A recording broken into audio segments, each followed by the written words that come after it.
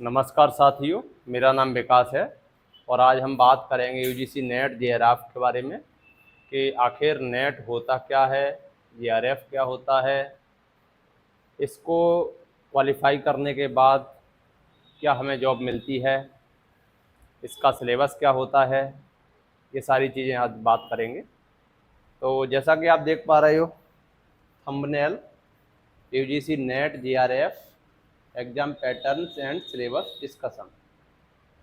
तो सबसे पहले तो मैं आपको बता दूं कि यूजीसी नेट की परीक्षा साल में 2 बार आयोजित की जाती है, जो एनटीए द्वारा आयोजित की जाती है। एक केंद्रीय संस्था है नेशनल टेस्टिंग एजेंसी, जो यूजीसी नेट की परीक्षा साल में 2 बार आयोजित कराता है।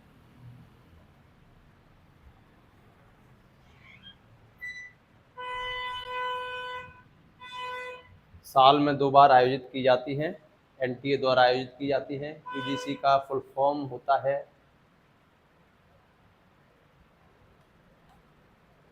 University grant commission. ठीक है। नेट नेट क्या होता है, देखो पहले 2-3 चीज़ें मैं आपको बता दूं। नेट नेट होता क्या है, कोई खाली सा पेज ले लें। नेट, सबसे पहले बात करेंगे नेट की। नेट क्या होता है? तो नेट एक पात्रता परीक्षा होती है। किस चीज़ की पात्रता? असिस्टेंट प्रोफेसर बनने की पात्रता, यानी कि जो भी महाविद्यालय होते हैं, कॉलेजेस होते हैं, उनमें सहायक प्राध्यापक बनने की पात्रता। तो क्या नेट क्वालिफाई करने के बाद आप सहायक प्राध्यापक बन जाएंगे? जी नहीं, नेट क्वालिफाई करने के बाद सहायक प्राध्यापक नहीं बन जाते हैं। नेट एक पात्रता परीक्षा है, एक सर्टिफिकेट है,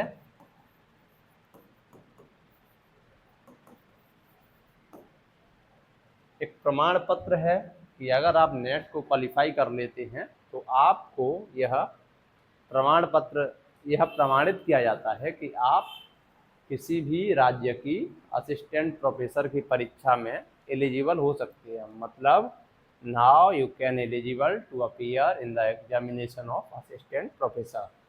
ठीक है। एक होता है जीआरएफ। तो देखो थोड़े से डाउट क्लियर कर लें कि नेट जीआरएफ बोल तो देते हैं एक फ्लो में, लेकिन दोनों चीज़ें अलग हैं। जीआरएफ क्या होता है? तो जीआरएफ देखिए क्या होता है कि 2 कट ऑफ जाते हैं। नेट की परीक्षा में कट ऑफ रहते हैं 2। एक कट ऑफ रहता है नेट का और दूसरा उससे कुछ नंबर ज़्यादा, 20 या 25 नंबर ज़्यादा कट ऑफ रहता है जेआरएफ का। अगर उस कट ऑफ तक पहुंच गए तो आपका जेआरएफ क्वालिफाई हो जाता है। और अगर आपका जेआरएफ क्वालिफाई हो जाता है तो आपको पीएचडी में एडमिशन लेने के बाद कुछ पेमेंट किया जाता है, कुछ फेलोशिप मिलती है। ठीक है। तो अच्छी खासी फेलोशिप मिलती है, लेकिन ये फेलोशिप मिलती है आपको 5 साल तक। और मिलती कब है? पीएचडी में एडमिशन लेने के बाद। इसका नाम ही है जूनियर रिसर्च फेलो, यानी कि जूनियर रिसर्च फेलो, यानी कि 5 साल तक आपको रिसर्च करने के लिए, अनुसंधान करने के लिए कुछ पैसा दिया जाता है सरकार की ओर से। यूजीसी देता है पैसा। ठीक है। तो नेट समझ गए क्या है? एक टेस्ट है, एलिजिबिलिटी टेस्ट है।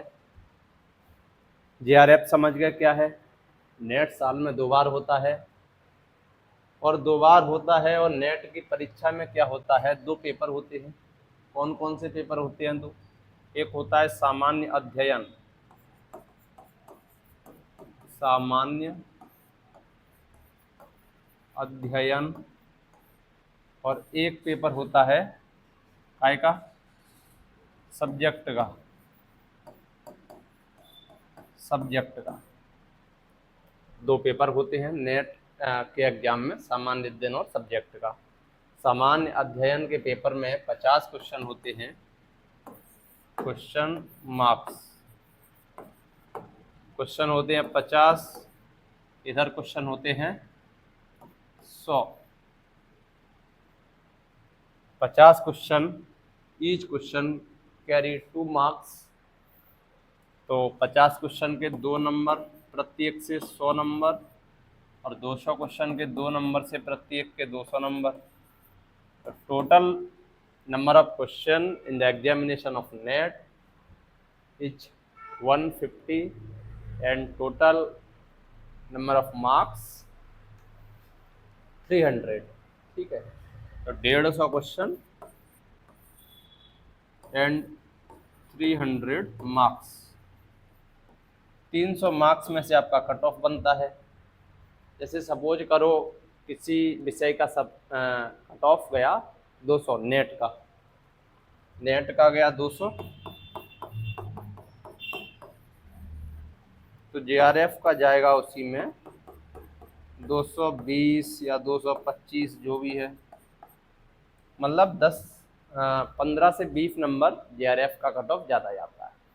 क्यों ज़्यादा जाता है? क्योंकि जेआरएफ अगर आप निकाल लेते हैं तो आपको रिसर्च करने के लिए पर मंथ कुछ पैसा दिया जाता है। पैसा ठीक ठाक होता है, काम कुछ होता नहीं है, नौकरी तो है नहीं, काम क्या है? अपना पढ़ना लिखना, रिसर्च करना। कुछ पेमेंट आपको स्टेशनरी के रूप में दिया जाता है, मतलब किताबों के लिए पैसा दिया जाता है, और कुछ पैसा आपको एचआरए के लिए दिया जाता है, मतलब एचआरए। तो जीआरएफ मिलती है प्लस 10%, 20%, जिस भी शहर में आप रहते हैं, जहाँ पर जितनी महंगाई है तो एचआरए मिलता है। जैसे कि अगर किसी बड़े शहर में आपको एडमिशन मिला है, दिल्ली में मिला है, डीयू में मिला है, तो दिल्ली तो महानगर है, वहाँ पर तो रूम वगैरह हैं, ठीक ठाक पैसे में आएंगे। तो उन दिल्ली जैसे शहरों में किराया मिलेगा लगभग 11,000 के आसपास, 11 साढ़े 11 के आसपास पर मंथ का। अगर आप किसी राजधानी क्षेत्र में हैं, कैपिटल रीजन में हैं, तब आपको पैसा मिलेगा 744, यानी कि 7400 मिलेगा। 7400 पैसा मिलेगा काय का? एचआरए के रूप में। अगर आप किसी जिले स्तर के क्षेत्र में हो, तब आपको पैसा मिलेगा 3700 पर मंथ। ये क्या है? एचआरए है। ये जेआरएफ अलग है, प्लस एचआरए प्लस कंटेंजेंसी बोलते हैं। कंटेंजेंसी स्टेशनरी के लिए, किताबों के लिए 10-20 हज़ार रुपया महीने का, साल भर में मिलता है। तो इस तरह का आपका पूरा पेमेंट बनता है, और ये पेमेंट 5 साल तक रेगुलर चलता है, और 5 साल में आप लोग बैकअप प्लान देख ही सकते हो, कोई भी व्यक्ति है। 5 साल तक इतना पैसा मिलता है कि आप ठीक ठाक से रह सकते हो, अपना खर्चा कर सकते हो, लैपटॉप मोबाइल वगैरह इन सब का खर्चा। तो ठीक है, एक बैकअप प्लान है। और साथ ही साथ जेआरएफ है अगर आपका, तो आपका नेट तो ऑलरेडी है, क्योंकि नेट तो इसी का सबसेट है ना। जेआरएफ बड़ा गोला है, अगर किसी के 220 नंबर हैं, 220 पे जेआरएफ हो रहा है, नेट तो 200 पे ही हो जा रहा है, तो नेट तो ऑलरेडी समाहित है जीआरएफ में। ठीक है, तो ये बात हुई। और क्या बात करेंगे अपन इसमें? और अपन ये बात करेंगे कि 50 क्वेश्चन सामान्य अध्ययन के हैं, तो ये 50 क्वेश्चन तो रहते हैं सभी के लिए, मतलब इसमें सभी विषयों के लोगों को देना होता है पेपर 1, और पेपर 2 है सब्जेक्ट का पेपर, तो सब्जेक्ट का तो सब्जेक्ट के हिसाब से होगा। 100 क्वेश्चन आएंगे, सब्जेक्ट के आएंगे। जैसे किसी का हिंदी से है तो हिंदी से आएगा। अच्छा, एक और बात, नेट कौन दे सकता है? कौन दे सकता है? तो नेट को दे कौन सकता है? क्या आप नेट दे सकते हैं? तो सबसे पहले तो यही डाउट है, तो वो दूर होगा, उसको अभी दूर किए देते हैं। नेट आप उस विषय में दे सकते हो जिस विषय में आपका मास्टर्स है, यानी कि जिस विषय से आपने अपना पोस्ट ग्रेजुएशन कंप्लीट किया है, उसमें आप नेट की परीक्षा दे सकते हो। जैसे कि हमने किया हुआ है एमए हिंदी से, और हमने नेट भी दिया है हिंदी से, हमारा नेट क्वालिफाई है हिंदी से। ठीक है, JRF भी है। हिंदी से हम वर्तमान में रिसर्च कर रहे हैं, PhD कर रहे हैं। ठीक है, तो MA हिंदी,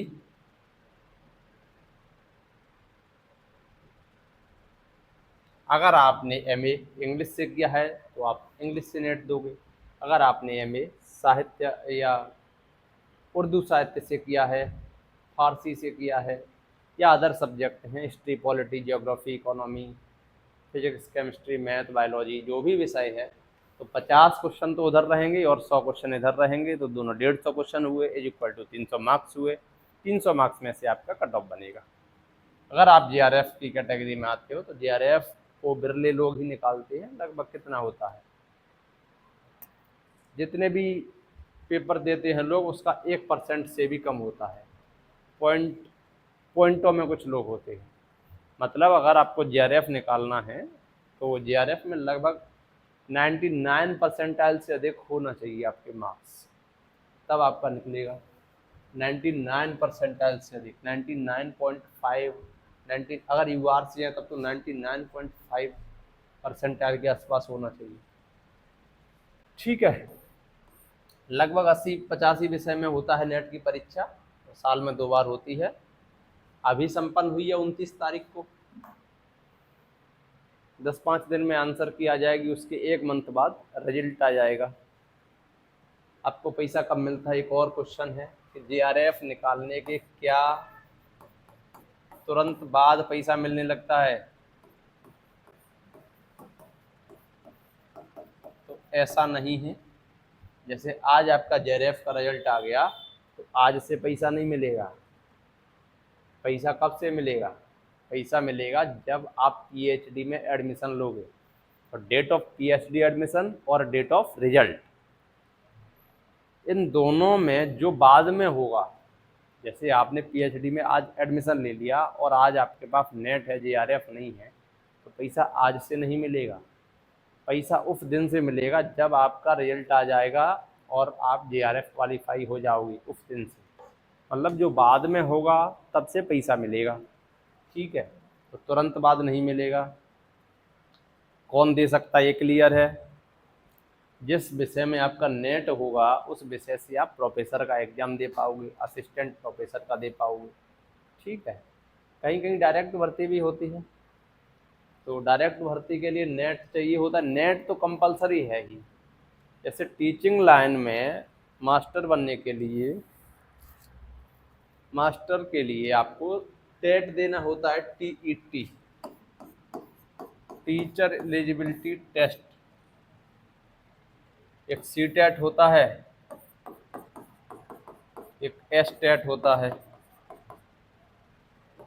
स्टेटों का टेट होता है अलग से, MP टेट हो गया, UP टेट हो गया। एक CTET होता है, सेंट्रल का होता है, CBSE कराता है इसको। उसी तरह से एक होता है STET, स्टेट का सेट होता है, जैसे MP सेट है,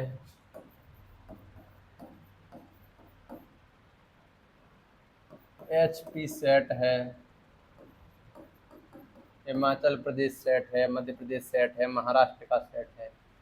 तो ये तो स्टेट के होते हैं। अगर ये आपने निकाले हुए हैं तब आप उस राज्य की ही परीक्षा में बैठ पाओगे, उस राज्य की असिस्टेंट प्रोफेसर की परीक्षा में बैठ पाओगे। और अगर नेट निकाला हुआ है, नेट, तो किसी भी राज्य की असिस्टेंट प्रोफेसर की परीक्षा में बैठ सकते हो। कॉलेजों में अतिथि विद्वान वगैरह भी रखे जाते हैं, तो उनके पास कम से कम नेट की पात्रता तो होनी ही चाहिए। नेट जरूरी है उच्च शिक्षा में जाने के लिए। ठीक है, आइए अब बात करते हैं अपन सिलेबस की। सिलेबस क्या है इसका, तो देखो सिलेबस क्या है, आपको दिखाते हैं।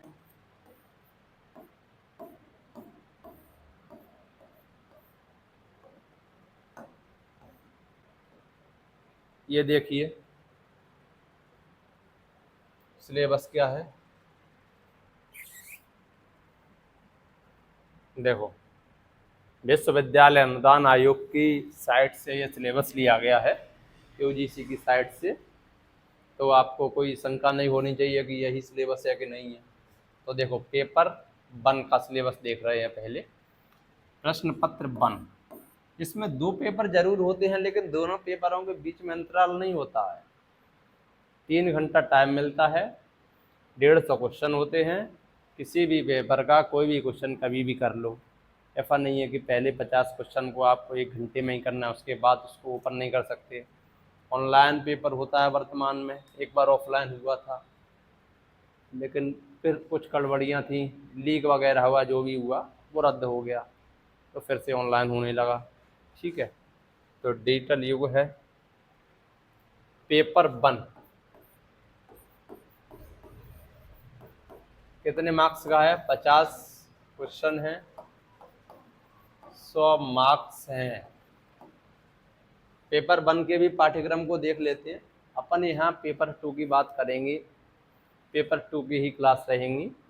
थोड़ा बहुत पेपर 1 के बारे में भी चर्चा कर लिया करेंगे, लेकिन अधिकांशतः पेपर 2 की ही क्लास रहेंगी। पेपर 2 रहेगा अपना हिंदी, चूँकि हमारा JRF हिंदी से है, हम हिंदी साहित्य के विद्यार्थी हैं, तो हम हिंदी की बात करेंगे, पेपर 2 की बात करेंगे, यानी कि इन 100 नंबरों की बात करेंगे हम। वो भी 100 नंबर किस विषय के? हिंदी विषय के। तो अगर आपका विषय हिंदी है, PG में आपका विषय हिंदी है, BA आप हिंदी से कर रहे हैं, और भविष्य में नेट की परीक्षा, असिस्टेंट प्रोफेसर की परीक्षा या टीचर की परीक्षा, वर्ग 1 के मास्टर की परीक्षा आप हिंदी से देना चाहते हैं, तो आपका इस चैनल पर स्वागत है। आपको हिंदी के बारे में जानकारी दी जाएगी। ठीक है, तो आइए इसकी बात करते हैं, पेपर 1 की बात करते हैं।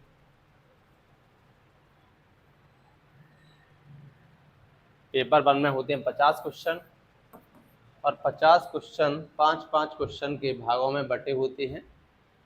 5-5 क्वेश्चन कौन से हैं वो बता रहे हैं। 50 क्वेश्चन होते हैं, 10 यूनिट होती हैं, सभी यूनिट से 5-5 क्वेश्चन आते हैं। टोटल 50 क्वेश्चन हुए, 5 क्वेश्चन पर यूनिट। यूनिट कौन कौन सी हैं? देखो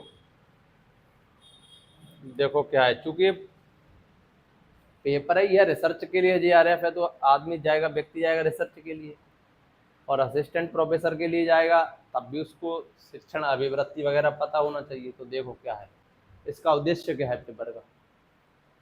पेपर का मुख्य उद्देश्य परीक्षार्थी की शिक्षण और शोध क्षमता का मूल्यांकन करना है। ठीक है, तो ये आप पढ़ लेना, अब काहे पढ़ें, आपका टाइम खराब करें।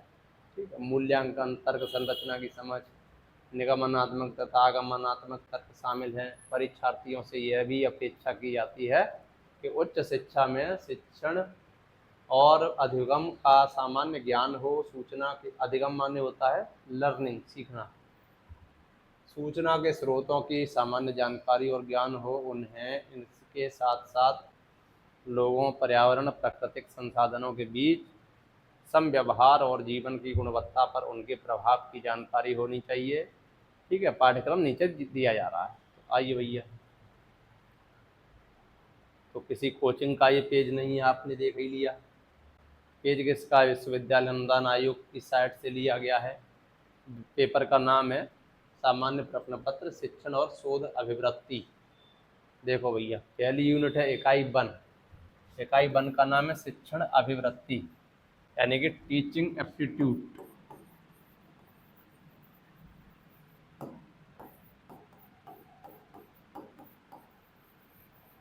टीचिंग एप्टीट्यूड क्या है ना, कि आप बनोगे प्रोफेसर, टीचिंग लाइन में जाओगे, तो टीचिंग लाइन में जाओगे तो टीचरों के लिए ज़रूरी है कि वो इन चीज़ों को समझें कि शिक्षण होता क्या है, उद्देश्य क्या है, शिक्षण का स्तर क्या है, स्मरण शक्ति, ठीक है, विशेषताएं, शिक्षार्थी की विशेषताएं क्या होती हैं, विद्यार्थी की विशेषताएं क्या होती हैं। ठीक है, शिक्षण में क्या क्या सहायता, मतलब किस किस से सहायता ली जाती है। ऑनलाइन शिक्षार्थी केंद्रित पद्धति, ऑफलाइन बनाम ऑनलाइन पद्धतियाँ, क्योंकि वर्तमान में डिजिटल युग है, और जब से कोरोना आया है तब से ऑनलाइन ने खूब तरक्की की है। तो ये सारी चीज़ें हैं। तो देखना शिक्षण अभिवृत्ति का सिलेबस। ठीक है, आप पॉज करके इसको नोट भी कर सकते हैं। ठीक है, आगे बढ़ेंगे।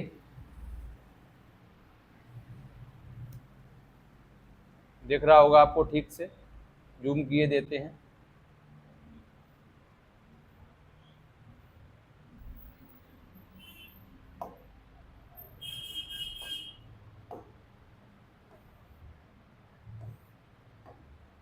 इकाई 2,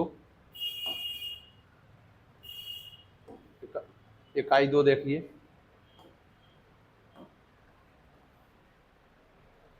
शोध अभिवृत्ति, रिसर्च एप्टीट्यूड। क्या है ना, जीआरएफ के लिए रिसर्च भी जरूरी है।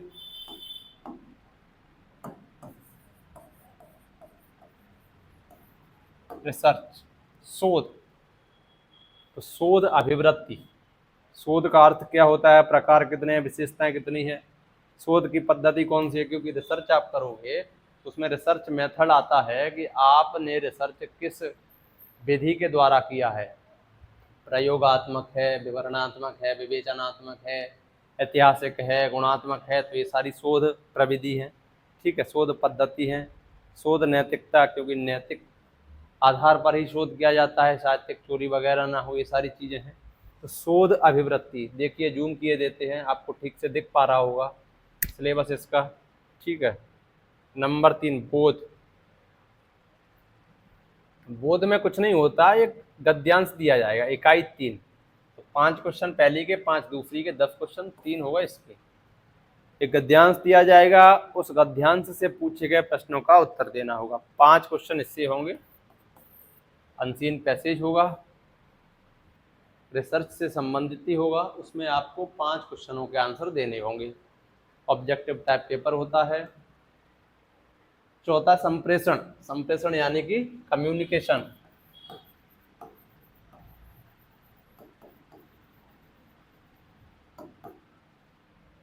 संप्रेषण, कम्युनिकेशन।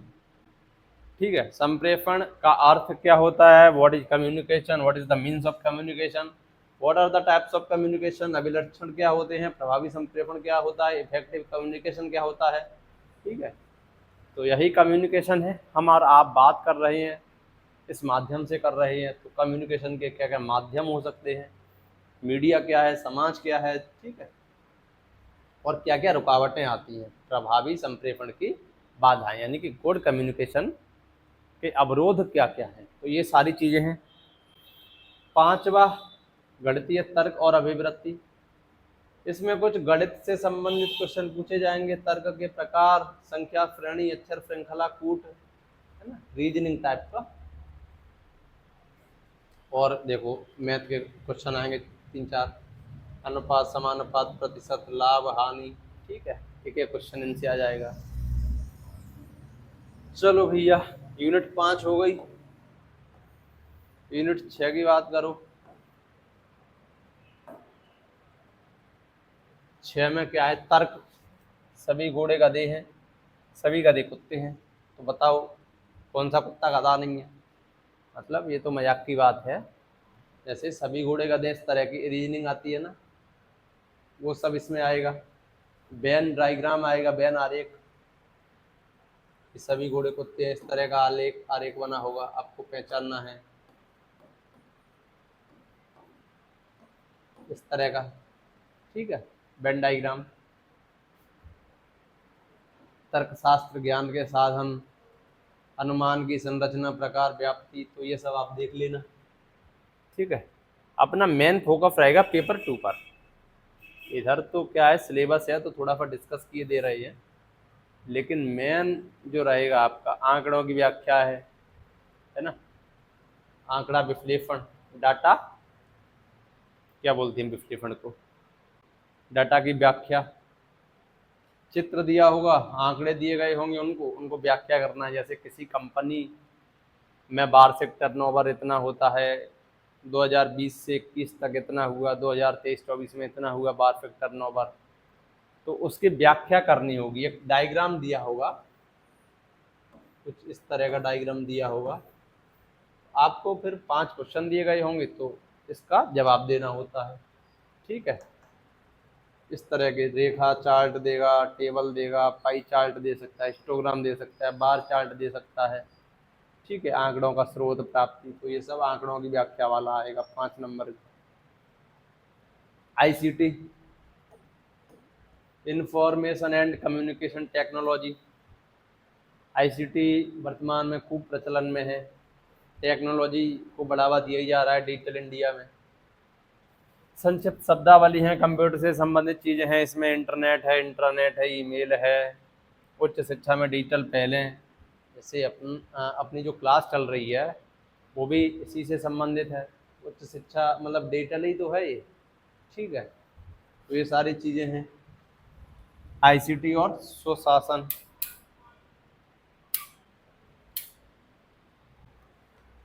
ये सारी चीज़ें हैं।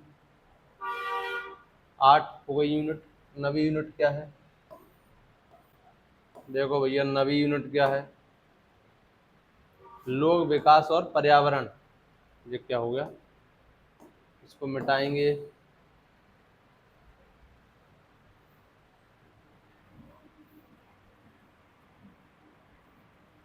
ऊपर क्या नहीं जा रही है?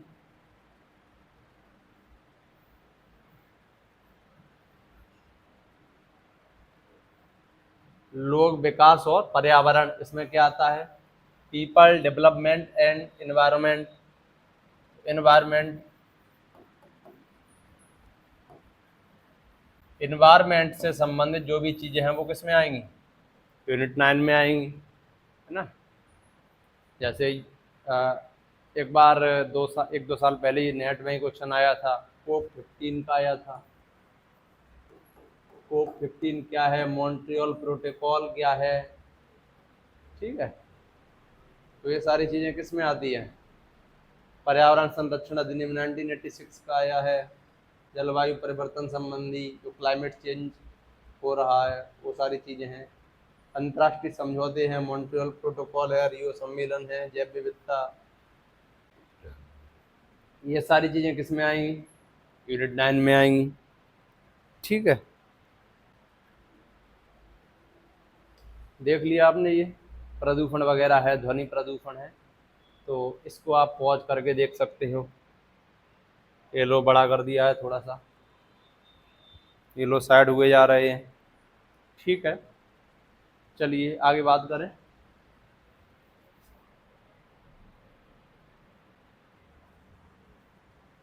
यूनिट 9 हो गई। यूनिट 10, अंतिम 10 क्या है? उच्च शिक्षा प्रणाली, हायर एजुकेशन।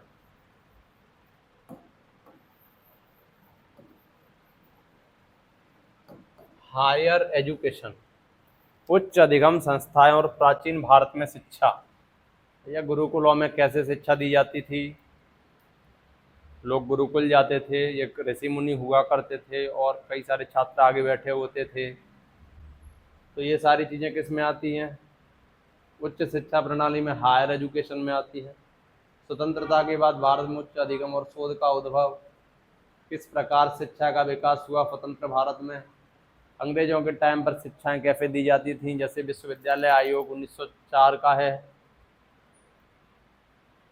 1954 का है, 1854 वुड डिस्पैच है। इस तरह की जो भी लॉर्ड मैकाले के टाइम पर शिक्षा पद्धतियाँ थीं और वर्तमान में शिक्षा पद्धतियों में किस तरह का परिवर्तन आया है, वो सारी चीज़ें हैं। मूल्य शिक्षा और पर्यावरण शिक्षा। नीतियाँ सुशासन मतलब पर्यावरण को सुरक्षित रखते हुए शिक्षा का विकास, तो नैतिक नैतिक शिक्षा। ठीक है, इस तरह का है। तो इस तरह से 10 यूनिट में कुल 50 क्वेश्चन पूछे जाएंगे और सारे क्वेश्चन 2-2 नंबर के होंगे। तो टोटल मार्क्स होंगे 100 मार्क्स। इसमें से 5 नंबर का होगा पैसेज। बाकी 9 यूनिट को मैंने डिस्कस किया। कंप्यूटर की है यूनिट, एक आईसीटी वाली है, एक कम्युनिकेशन वाली है, एक मैथ रीजनिंग वाली है, एक अपना उच्च शिक्षा प्रणाली की है। ठीक है, इस तरह का है। अब ये देख लो टिप्पणी क्या है भैया, कमेंट। प्रत्येक यूनिट मॉड्यूल से 2-2 अंकों वाले 5 प्रश्न तैयार किए जाएंगे। ये देख लो, ठीक है, 5 क्वेश्चन तैयार किए जाएंगे। यदि दृष्टिबान परीक्षार्थी के लिए ग्राफ चित्र वाले प्रश्न तैयार किए जाते हैं तो दृष्टिबाधित परीक्षार्थियों के लिए उतने ही अंकों वाले प्रश्न अवतरण किए जाते हैं। ठीक है, ये देख लो, अगर आप की आंखों में दृष्टि दोष है तो आपको ग्राफ वाले नहीं दिए जाएंगे, मतलब ऐसे क्वेश्चन दिए जाएंगे जिन्हें आपका जो भी अटेंडर है, जो भी हेल्पर है, वो पढ़ सके और आपको बता सके, क्योंकि ग्राफ को तो नहीं बताया जा सकता ना पढ़ के। अवतरण दिए जाएंगे, ये देख लो, अवतरण होता है गद्यांश। चलो आगे बढ़े, ये तो हो गई पेपर 1 की बात। अब पेपर 2 की बात करते हैं। चलो थोड़ा सा हम आ रहे हैं, पानी पी लें। पेपर 2 की बात करते हैं।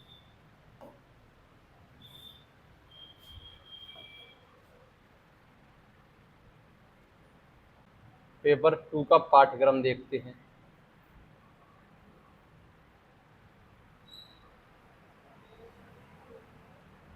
आप 1 मिनट ये सिलेबस देखिए इकाई 1 का, तब तक हम आ रहे हैं। थोड़ा सा 10 सेकंड का ब्रेक ले लें।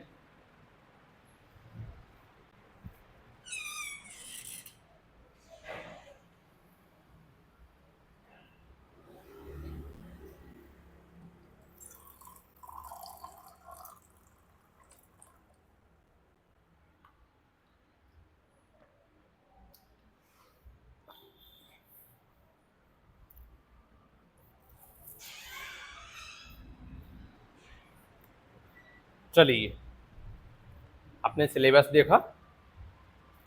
सिलेबस में है उसी तरह 10 यूनिट है। कितनी यूनिटें हैं? 10 यूनिट हैं। इकाई 10 तो पहले वाले की थी, 10 यूनिटें हैं। टोटल यूनिट 10 है। टोटल क्वेश्चन 100 हैं। टोटल मार्क्स 200 हैं। 10 यूनिट, 100 क्वेश्चन, 200 मार्क्स। सारी यूनिटों से लगभग 10 क्वेश्चन, किसी से 8 हो जाएंगे तो किसी से 12 हो जाएंगे, किसी से 9 हो जाएंगे तो किसी से 11 हो जाएंगे। ठीक है, तो आपने देखा ये। चलो, सिलेबस देखा थोड़ा बहुत। आइए सिलेबस की बात करते हैं। 10 इकाई हैं। देखो, पेपर 2 में अपना ज़्यादा फोकस रहेगा। अपन मुख्यतः पेपर 2 की ही बात करेंगे, क्योंकि हिंदी से नेट देने वाले परीक्षार्थी, उन्हीं के लिए ये चैनल बनाया गया है जिनका भी रुचि हिंदी साहित्य में है और जो भविष्य में UP TGT, MP TGT, PGT और असिस्टेंट प्रोफेसर जैसी परीक्षाओं में बैठना चाहते हैं। तो पहली इकाई है हिंदी भाषा और उसका विकास। देखिए क्या है, देखो इसको पढ़ेंगे पूरा। पढ़ेंगे क्यों? क्योंकि अपन को बात ही इसकी करनी है।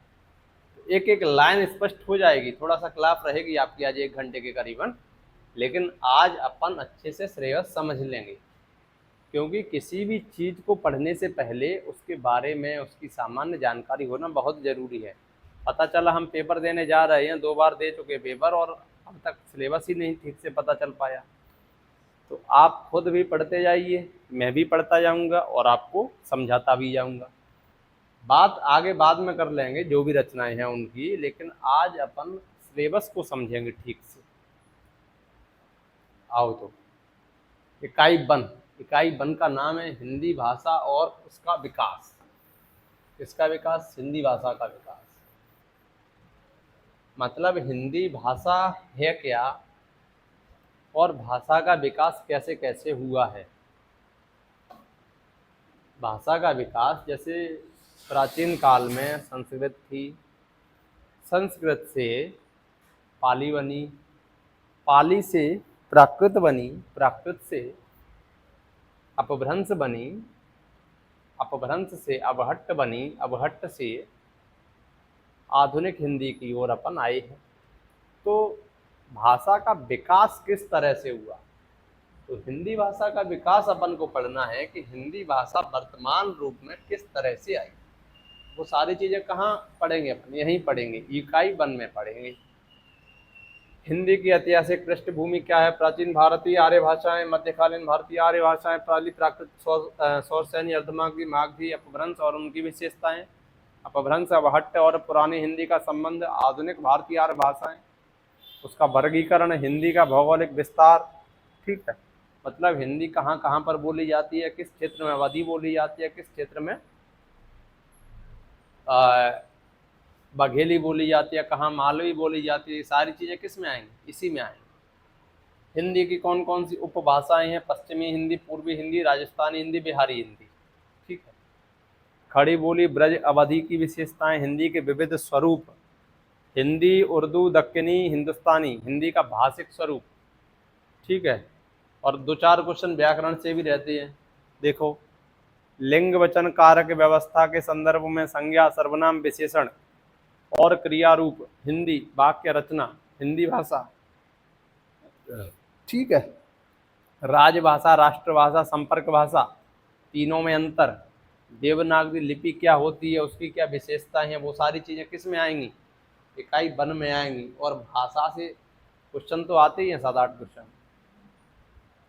तो इन सारी चीज़ों को अपन कहाँ पढ़ेंगे? पेपर 2 की इकाई 1 में पढ़ेंगे। एक बार देख लीजिए, स्क्रीनशॉट भी ले सकते हैं आप इसका। ठीक है, और पॉज करके लिख भी सकते हैं, क्योंकि ये क्लास तो हमेशा हमेशा के लिए रिकॉर्ड रहेगी। चलो, इकाई 1 हो गई, इकाई 2 की बात करते हैं। आज अपन सिलेबस अच्छे से समझ लेंगे एक बार। ठीक है, तो फिर रोज रोज का टंटा नहीं रहेगा सिलेबस का।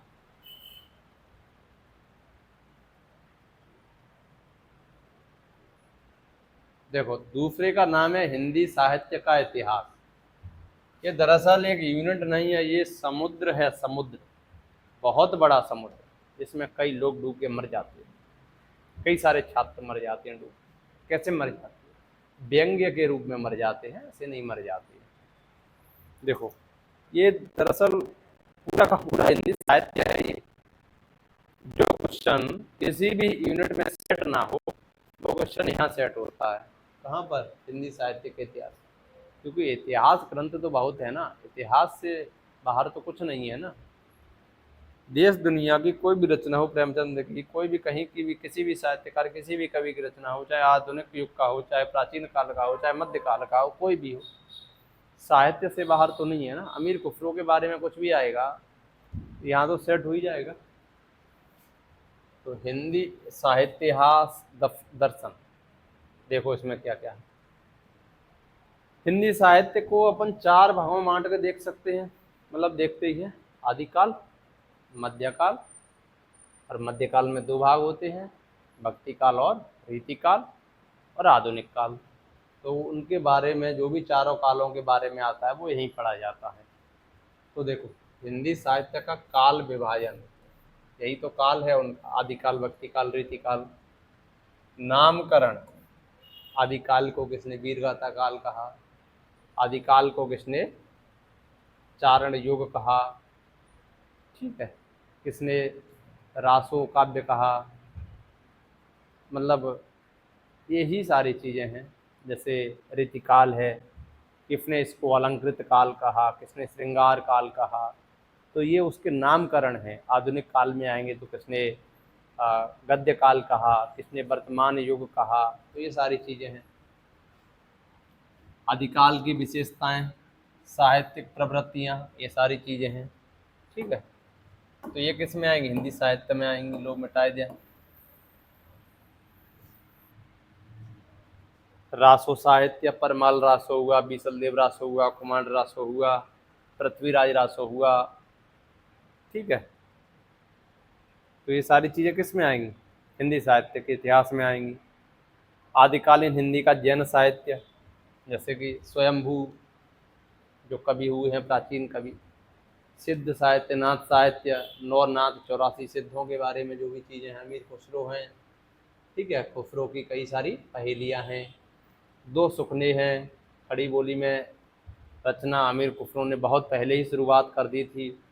हिंदी कविता विद्यापति, है ना, राजा शिव सिंह रूप नारायण लखिमा देही पति भाने, विद्यापति की प्रसिद्ध पंक्ति है पदावली की। उनकी पदावली तथा लौकिक साहित्य, पदावली से ही विद्यापति को विद्यापति कोकिल कहा जाता है, मैथिल कोकिल कहा जाता है। तो ये सारी चीज़ें कहाँ हैं, इसी में पढ़ेंगे अपन, ठीक है। अमीर खुसरो के बारे में तो बहुत सारी चीज़ें हैं। अलाउद्दीन के दरबार में रहते थे, अलाउद्दीन से पहले भी 6-7 राजाओं के दरबार में रहे हैं। इनके गुरु निजामुद्दीन औलिया थे, और निजामुद्दीन औलिया के नाम पर ही हजरत निजामुद्दीन रेलवे स्टेशन का नाम हुआ है, इन्हीं के गुरु थे। ऐसा कहते भी हैं कि ये दरबारी थे, रहते दरबार में थे, और निजामुद्दीन औलिया कभी दरबार की ओर जाते भी नहीं थे। राजा एक दरवाजे से आता था तो निजामुद्दीन दूसरे दरवाजे से बाहर निकल जाते थे। सूफी संत थे। भक्ति काल है, इसके बाद भक्ति काल में देखो क्या है,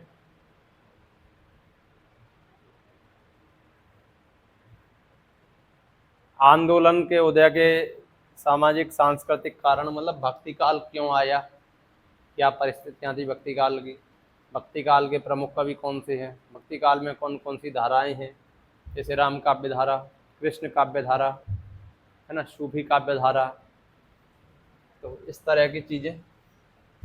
निर्गुण कवि कौन से हैं, सगुण कवि कौन से हैं, उनका काव्य क्या है, कबीरदास हैं, तुलसीदास हैं, तुलसीदास का रामचरितमानस है, कबीरदास की है, बीजक सागी शबद रमैनी है, ये सारी चीज़ें हैं, कबीर के दोहे वगैरह।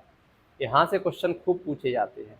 कोई पंक्ति दे देगा, बोलेगा बताइए ये पंक्ति किस कवि की है, 4 ऑप्शन दे देगा, सूर, कबीर, तुलसी, जायसी, आपको बताना है। जैसे मैया कब है बढ़ेगी चोटी, बहुत प्रसिद्ध पंक्ति है। ऊधो मन न भय 10-20, बताओ किसकी है, कौन किससे क्या कह रहा है। एक हो तो सो गयो श्याम संग को अपराध है ईस, है ना, ये पंक्ति हैं। जायसी की पंक्तियां हैं बहुत सारी, नागमती जायसी की रचना है, इसी में लगी हुई है। जायसी निर्गुण कवि थे, तो कौन से कवि निर्गुण हैं, कौन से सगुण हैं, ये सारी चीज़ें हैं। ये किस में आएंगी, इसी में आएंगी, भक्ति आंदोलन में आएंगी। तो जैसे कोई पंक्ति दे देगा, कौन सा नागमती वियोग खंड अपने में लगा हुआ है, नागमती वियोग खंड 30वां खंड है, वो अपने में लगा हुआ है पद्मावती का, पद्मावत जो महाकाव्य है जायसी का, 30वां खंड नागमती वियोग खंड, नागमती विरह में है। नागमती बहुत बहुत ज़्यादा रोती है। नागमती कहती है, क्या कहती है कि दही कोयला भैकंत स्नेहा तोला माँ सुरहा नहीं देहा, मेरी देह है वो जल गई है, रतन सेन की याद में तड़पती है। तो ये सारी चीज़ें अपन पढ़ेंगे, आगे की क्लासों में पढ़ेंगे। नागमती का जो वियोग खंड है उसमें क्या खंड है, उनकी एक पंक्तियाँ पढ़ेंगे। तो नागमती ऐसी कहती है, ठीक है, तो वो कहने वाली बातें देखेंगे अपन। अभी चूंकि अपन सिलेबस डिस्कशन कर रहे हैं तो बहुत ज़्यादा डीप में नहीं जाएंगे, ठीक है। बहुत सारे कबीर के दोहे हैं, कबीर कहते हैं, आत्मा परमात्मा की बात करते हैं। चलो अब आओ रीतिकाल पर, सामाजिक सांस्कृतिक पृष्ठभूमि, रीतिकाल की प्रमुख विशेषताएं, रीतिकाल की प्रमुख विशेषताएं, रीतिबद्ध, रीति सिद्ध, रीति मुक्त, कवियों का आचार्यत्व। रीतिकाल के बहुत प्रसिद्ध कवि हैं, बिहारी सिद्ध कवि हैं, रोमांटिक कवि भी हैं, बिहारी दास रत्नाकर। तो बिहारी दास को पढ़ेंगे अपन। बिहारी के सतसैया है, 700 दोहों का समूह है, और एक बार तो दोहों की संख्या ही पूछ ली गई थी, 713 भी मिलती है कहीं कहीं पर। बिहारी के बारे में एक लाइन बहुत प्रसिद्ध है, सतसैया के दो हरे ज्यों नाविक के तीर, देखन में छोटे लगें घाव करें गंभीर। तो ऐसे बिहारी दास हैं, उनको भी पढ़ेंगे। रीतिकाल के प्रमुख कवि और उनका काव्य। हिंदी गद्य का उद्भव और विकास। भारतेंदु पूर्व हिंदी गद्य 1857 की क्रांति।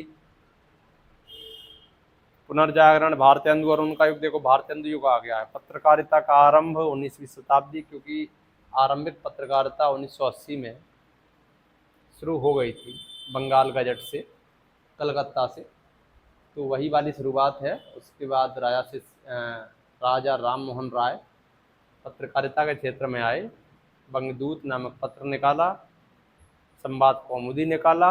उसके बाद 1845 में राजा शिव प्रसाद सितारे हिंद ने बनारस अखबार निकाला। समाचार सुधावर्षण 1854 में निकला। और भारतेंदु जी ने कई सारी पत्र पत्रिकाओं का संचालन किया। भारतेंदु ने बाला बोधनी है, हरिश्चंद्र चंद्रिका है, ये सारी पत्रिकाएं निकाली जो हिंदी की आरंभिक पत्रिकाएं थी। ठीक है।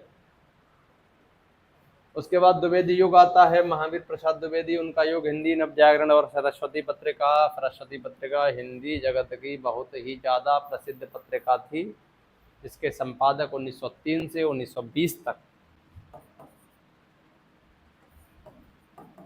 कौन रहे? द्विवेदी जी रहे। द्विवेदी जी बहुत ज़्यादा डांटते थे लेखकों को, कवियों को, डंडा लेके खड़े रहते थे कि ऐसे लिखो, ऐसे लिखो, ऐसे लिखो, ऐसे नहीं लिखोगे तो मैं नहीं छापूंगा। और उस समय इकलौती प्रतिनिधि पत्रिका हुआ करती थी सरस्वती। छायावाद, ठीक है, प्रमुख विशेषताएं वगैरह। हिंदी साहित्य की गद्य विधाएं, हिंदी उपन्यास, हिंदी कहानी, हिंदी नाटक, हिंदी निबंध, हिंदी आलोचना, ये पूरी एक ही यूनिट है, यूनिट 2 ही है ये। इसमें सब कुछ आ जाता है। वही तो हम कह रहे हैं कि सारी चीज़ें, जो चीज़ें कहीं नहीं सेट होती हैं वो यहाँ सेट होती हैं। कोई भी उपन्यास हो, कोई भी कहानी हो, कोई भी कविता हो, अब देखा आपने इसमें कुछ ऐसा बचा कि जो हिंदी साहित्य में आता हो और इस यूनिट में ना आए? सब कुछ आ जाता है। जो कहीं नहीं सेट होता वो यहाँ सेट होता है। ठीक है, रिपोर्टाज, रेखा चित्र, सब आ जाता है। चलो इकाई 3 की बात करें। इकाई 3, इकाई 3,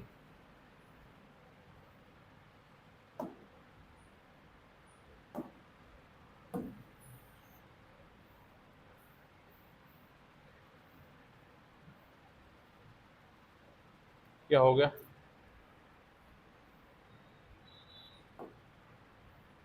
इकाई 3 की बात करते हैं। साहित्य शास्त्र, इसमें 2 साहित्य शास्त्र है, एक भारतीय साहित्य शास्त्र है, एक पाश्चात्य साहित्य शास्त्र है। अपन दोनों की बात करेंगे, भारतीय कौन सा है और पाश्चात्य में क्या है। ठीक है, आइए दोनों की बात करें।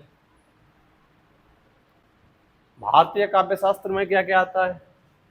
देखो, प्रमुख संप्रदाय, तो 6 संप्रदाय हैं: रस, अलंकार, रीति, ध्वनि, भक्तोक्ति और औचित्य। सभी संप्रदायों के प्रवर्तकों के नाम, रस निष्पत्ति, रस साधारणीकरण क्या होता है, शब्द शक्तियाँ क्या हैं, अभिधा, व्यंजना, लक्षणा, काव्य के गुण कौन से होते हैं, काव्य के दोष कौन से होते हैं, प्लेटो का काव्य सिद्धांत क्या है, ये सारी चीज़ें किस में आती हैं? इसी में आती साहित्य शास्त्र में। देखो यहाँ तक तो हो गया भारतीय काव्य शास्त्र,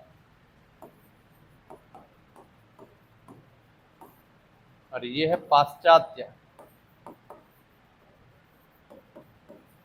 यानी कि अंग्रेजों वाला। अरस्तु यहाँ का तो था नहीं, तो भारतीय तो होगा नहीं। प्लेटो, सुकरात, टी.एस. इलियट, रिचर्ड्स, ठीक है, इन सब के सिद्धांत किस में आते हैं? साहित्य शास्त्र के अंतर्गत पढ़ेंगे अपन। ठीक है, ये लो बड़ा कर देते हैं, थोड़ा सा बड़ा नहीं हो रहा।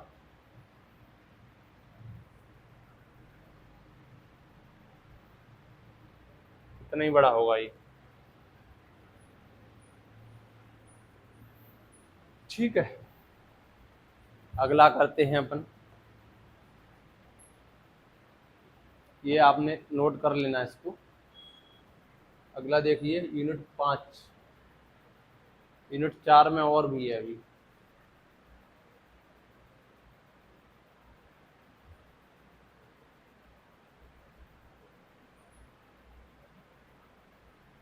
यूनिट 4, यूनिट 4 में क्या है, वैचारिक पृष्ठभूमि, यानी कि जो भी दर्शन है, विचार है, गांधीवाद है, अंबेडकरवाद है, लोहियावाद है, मार्क्सवाद है, अस्तित्ववाद है, आधुनिकतावाद है, अस्मिता मूलक विमर्श है, दलित विमर्श है, स्त्री विमर्श है।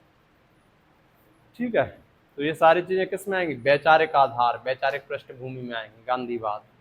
10 क्वेश्चन यहाँ से रहेंगे, सारी यूनिटों से लगभग 10 क्वेश्चन, किसी से 8 तो किसी से 12।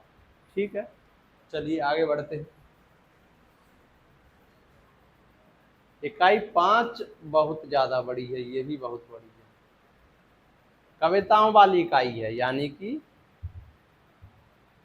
अपभ्रंश अबहट्ट के समय से, पुरानी हिंदी के समय से कविताएं, वर्तमान तक की कविताएं, अमीर खुसरो विद्यापति की कविताओं से लेकर निराला पंत महादेवी जयशंकर तक की रचनाएं, और उनके बाद के कवि नागार्जुन वगैरह उस तक की कविताएं।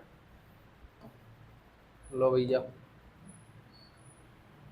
5वीं यूनिट क्या कहती है, पृथ्वीराज रासो रेवा तट 27, 27वां सर्ग है रेवा तट, 27 सर्ग हैं इसमें, मतलब 27 नहीं, सर्ग तो 69 है टोटल, 27वें का नाम है रेवा तट। ये पूरा का पूरा रेवा तट पढ़ना है।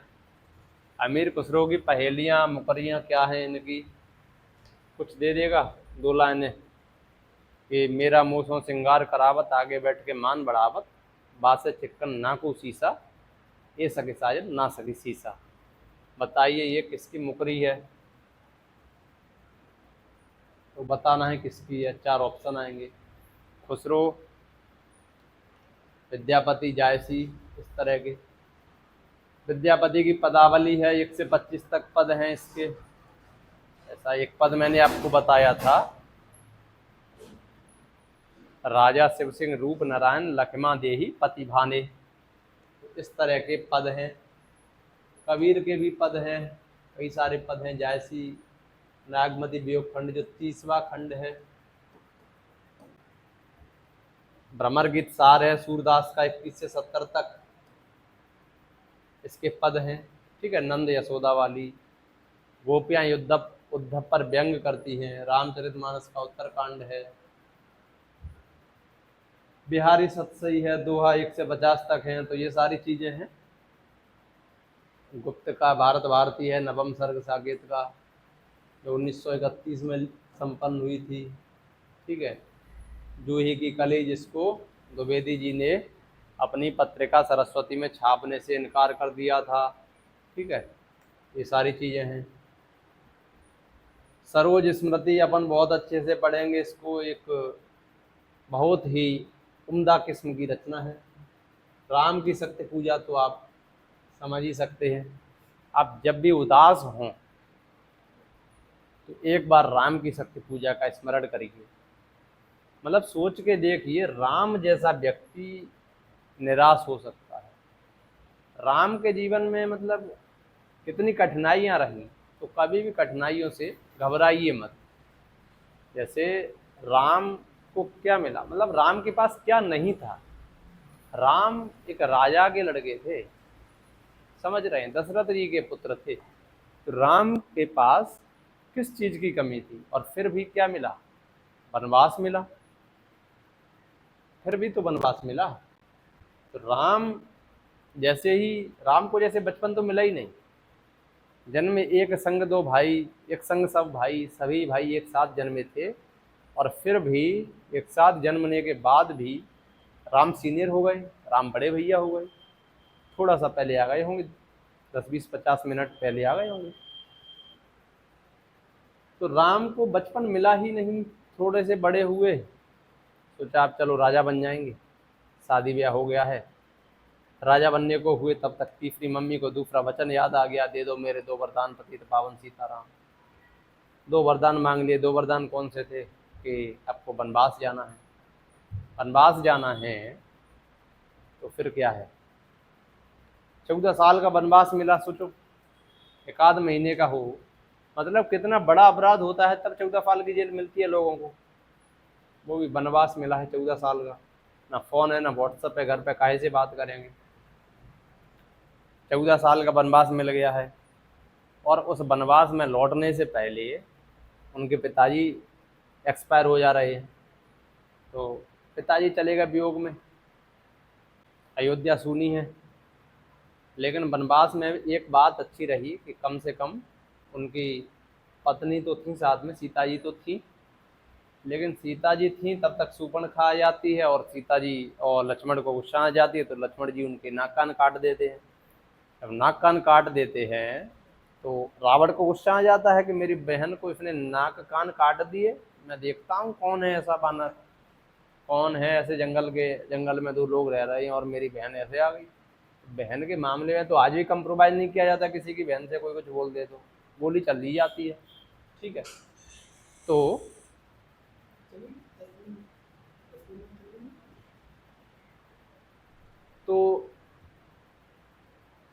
सीता जी को रावण ले जाता है। फिर आपको पता ही है, जब रावण ले जाता है सीता जी को तो वहाँ भी ठीक से नहीं रह पाए चैन से। जैसे तैसे बानरों की सेना बनाते हैं, बंदर भालुओं की सेना बनाते हैं, पुल बनाते हैं, लेकिन सेना बनाने के बाद लंका पे चढ़ाई करते हैं तो समुद्र बीच में अड़ जाता है, बोलता है मैं रास्ता नहीं दूंगा। तब राम को गुस्सा आता है, मतलब राम एकदम से निहत्थे हो जाते हैं कि मेरी ऐसी क्या गलती थी। तो उसके बाद भी बहुत लंबी कहानी है। तो राम एकदम से हार मानने लगते हैं, राम रोने लगते हैं। यही बताया गया है राम की शक्ति पूजा में। राम रोने लगते हैं, जोर जोर से आंसू लुढ़कने लगते हैं। तब जाम्बवंत कहते हैं, क्या कहते हैं, राम को एक उपाय बताते हैं, क्योंकि जामवंत ही सबसे सीनियर लीडर थे। अब जामवंत कहते हैं कि शक्ति की करो मौलिक कल्पना, करो पूजन, छोड़ दो समर जब तक न सिद्धि हो रघुनंदन। कि हे श्री राम, हे परमेश्वर परमपिता, आप भी रावण की तरह शक्ति को अर्जित करो।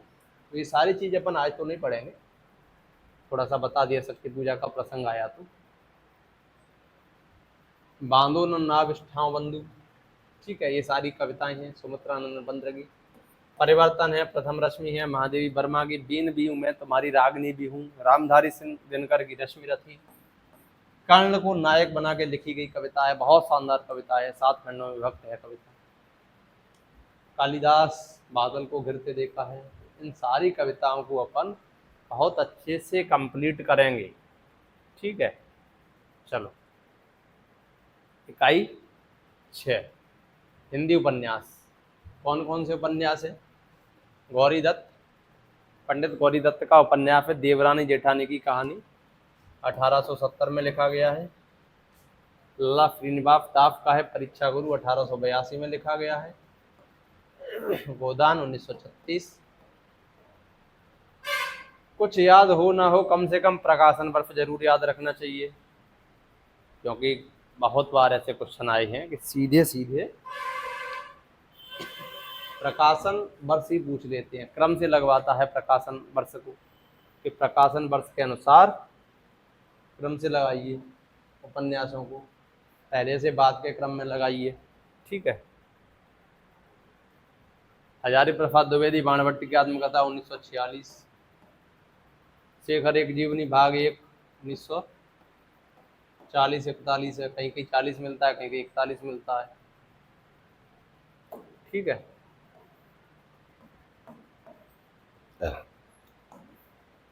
अगला देखिए, फणीफर नाथ रेणु का मेला आंचल 1954। अगर नोट करना हो सिलेबस तो पॉज करके नोट कर लीजिए। यशपाल का झूठा सच 1958। इसके भी 2 भाग है, एक भाग 58 में है और दूसरा भाग 1960 में है। अमृतलाल नागर का मानस का हंस 1972। तमस 1973, श्रीलाल शुक्ल का राग दरबारी 1968, कृष्णा सोबती का जिंदगी नामा 1969, आपका बंटी 1971, जगदीश चंद्र का धरती धन अपना 1972। ये सारे उपन्यास हैं। ठीक है, अब बात करते हैं हिंदी कहानी इकाई 7 की। 7 में क्या है? हिंदी कहानी है। कुछ कहानी है, 21 कहानी है। राजेंद्र बाला घोष की कहानी है, चंद्रदेव से मेरी बातें धुलाई वाली, 2 कहानी इनकी है। एक टोकरी भर मिट्टी माधवराव सप्रे की प्रसिद्ध कहानी है, जिसे हिंदी की पहली कहानी भी माना जाता है। प्रकाशन वर्ष है 1901। बहुत अच्छी कहानी है, छोटी सी कहानी है, हिंदी की सबसे पहली कहानी माना जाता है कि इसी कहानी से हिंदी की शुरुआत होती है। चंद्रदेव से मेरी बात 1904 है, धुलाई वाली 1907 है। कम से कम कुछ तो याद हो ही जाएंगे प्रकाशन वर्ष। सुभद्रा कुमारी चौहान की राही, प्रकाशन वर्ष ठीक से मिलता नहीं है। ईदगाह 1933, दुनिया का अनमोल रत्न 1907, कहीं कहीं 8। खानों में कंगना राधिका रमण प्रसाद की है 1913। देखो एक कहानी, जितनी कहानी सिलेबस में लगी हुई है, एक एक कहानी को बहुत ज्यादा बारीकी से पढ़ना है। कहानियों के पात्रों से क्वेश्चन आते, कहानियों से ऐसे क्वेश्चन बनते हैं कि निम्नलिखित पंक्ति किस कहानी से संबंधित है। 4 ऑप्शन दे देगा। धुलाई वाली, कानों में कंगना, उसने कहा था, राही। और कभी कभी तो पंक्तियां दे देगा, एक साइड पंक्ति और एक साइड क्या, कहानी। मैच द फॉलोइंग, तो आपको इस तरह से मैच करना होगा। ठीक है। चंद्रधर शर्मा गुलेरी की उसने कहा था 1915। इसी कहानी को राजेंद्र यादव हिंदी की पहली कहानी भी स्वीकार करते हैं। जयशंकर प्रसाद का आकाशदीप 1928, बहुत अच्छी कहानी है। प्रेम और घृणा का एक अंतर्द्वंद्व है। जैनेन्द्र अपना अपना भाग्य, ये कहानी है 1929 की। फणीश्वर नाथ रेणु की तीसरी कसम और लाल पान की बेगम 1957, और ये भी 57-58 की यही है। गैंग्रीन 1933, कोशिका घटवार 1957-58, भीष्म साहनी की अमृतसर आ गया, चीफ की दावत। ठीक है, चीफ की दावत अमृतसर आ गया 1973 का है। चीफ की दावत शायद 1957 की है। एक बार इसको कंफर्म कर लेना, नहीं तो मैं नेक्स्ट क्लास में कंफर्म करा दूंगा। और जब कहानी अपन पढ़ेंगे उस टाइम तो सबके प्रकाशन वर्ष, सबके लेखक, एक एक पॉइंट नोट करते हुए चलेंगे, समझते हुए चलेंगे। हरिशंकर परसाई की है इंस्पेक्टर मातादीन चांद पर। ठीक है, व्यंग्यात्मक कहानी है। ज्ञान रंजन की पिता है, राजा निर्वंशिया कमलेश्वर की है, निर्मल वर्मा की परिंदी है, 1957-58 के आसपास। इकाई 7, इकाई 8, 8 का नाम है हिंदी नाटक। 10 क्वेश्चन नाटक से रहेंगे। देखो कौन कौन से नाटक हैं आपके में। 14 नाटक लगे हुए हैं, देख लीजिए एक बार। भारतेंदु का है अंधेर नगरी, भारत दुर्दशा। अंधेर नगरी और भारत दुर्दशा बहुत अच्छे नाटक। 1881, अंधेर नगरी अनबूझ राजा, टके शेर भाजी टके शेर खाजा। तो ये नाटक है, आज भी चरितार्थ होता है ये नाटक। 1981 में है।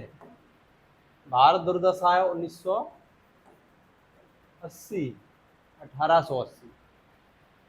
चंद्रगुप्त, स्कंदगुप्त, ध्रुव स्वामिनी, तीन बहुत प्रसिद्ध नाटक हैं जयशंकर जी के।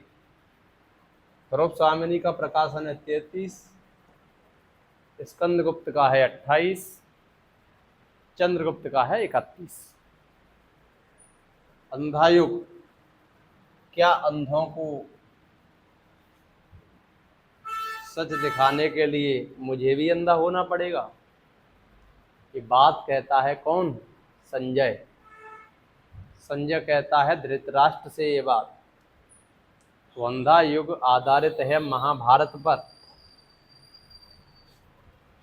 1955 धर्मवीर भारती का बहुत ज्यादा प्रसिद्ध नाटक है।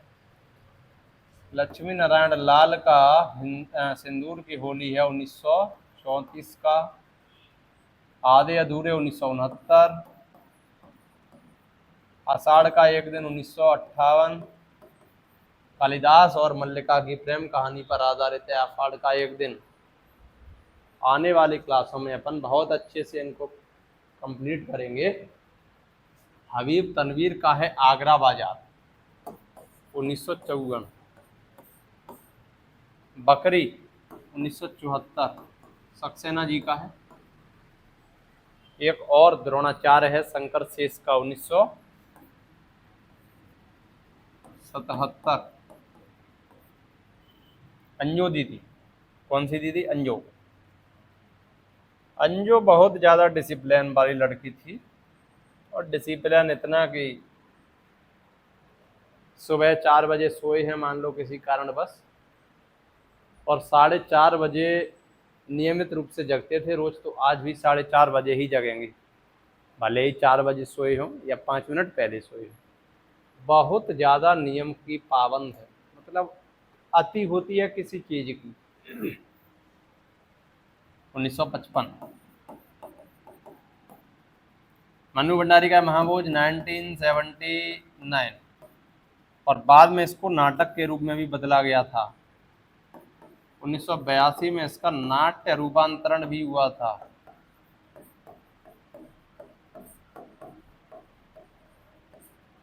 बिहार के सरोहा नामक गांव पर आधारित है। सरोहा के चुनाव होने होते हैं, तो वहां की राजनीति का नग्न चित्रण करता हुआ है ये नाटक। वहाँ की राजनीति में कितना भ्रष्टपन फैला हुआ है ये इस नाटक में देखा जा सकता है। बहुत अच्छा नाटक है, पढ़ेंगे अपन। अब है अपना हिंदी निबंध, इकाई 9 हिंदी निबंध। भारतेंदु दिल्ली दरबार दर्पण भारत वर्षोन्नति कैसे हो सकती है? 1877 और 1884। 85 में तो भारतेंदु जी का स्वर्गवास ही हो गया था।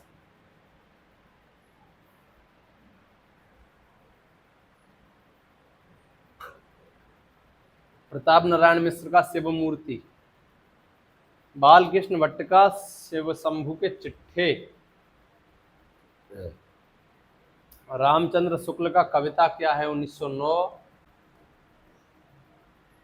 नाखून क्यों बढ़ते? 1900 कितना है? 48 है कि 51 है?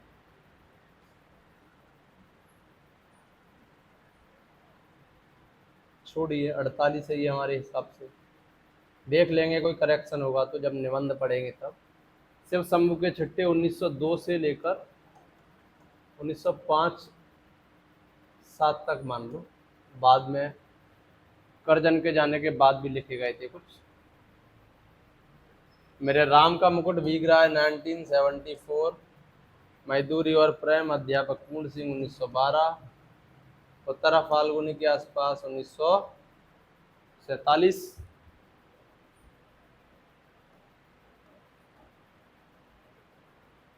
उठ जाग मुसाफिर 2012 विवेकी राय का। नामवर सिंह का संस्कृति और सौंदर्य 1979 के आसपास, 82। ये है 10 निबंध 10 निबंध आपके में लगे हुए हैं, निबंधों से भी 10 क्वेश्चन पूछे जाएंगे। ठीक है। अंतिम इकाई है आत्मकथा और जीवनी। आत्मकथा और जीवनी अंतिम इकाई है। इसमें है कुछ रचनाएं, जैसे कि राम वृक्ष बेनीपुरी की माटी की मूर्तें 1946, महादेवी वर्मा की ठकुरी बाबा, इस पर ठीक ठीक प्रकाशन नहीं मिलता है। मुर्दैया है तुलसीराम की, विवेकी राय की, प्रेमचंद घर में, शिवरानी देवी की 1944 में है। एक कहानी यह भी 2007 में है। आवारा मसीहा विष्णु प्रभाकर का 1974 में है। ठीक है।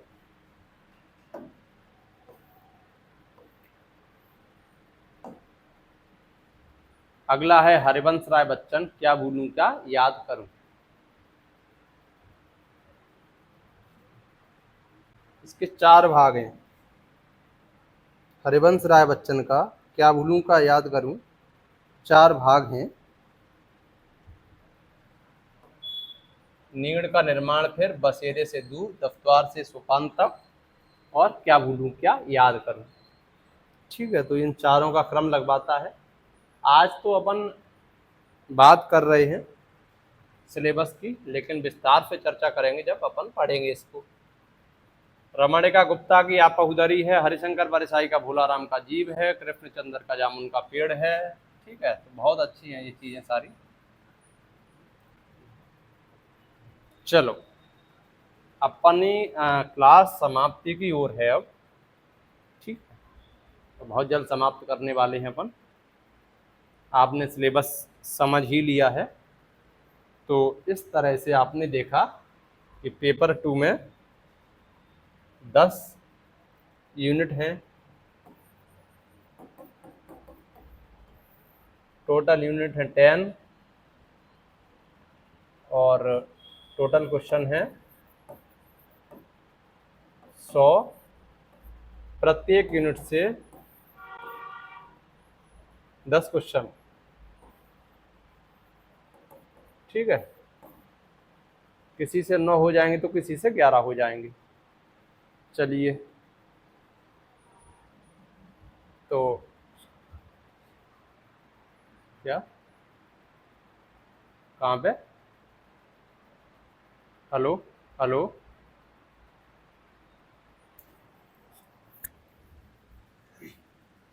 ठीक है।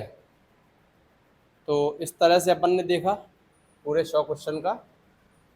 पेपर 1 में 50 क्वेश्चन, पेपर 2 में 100 क्वेश्चन, टोटल 150 क्वेश्चन, 300 मार्क्स। अगली क्लास में अपन बात करेंगे, किसी और टॉपिक पे बात करेंगे। आज अपन ने सिलेबस अच्छे से समझा। चलिए, नेक्स्ट क्लास के लिए नमस्कार।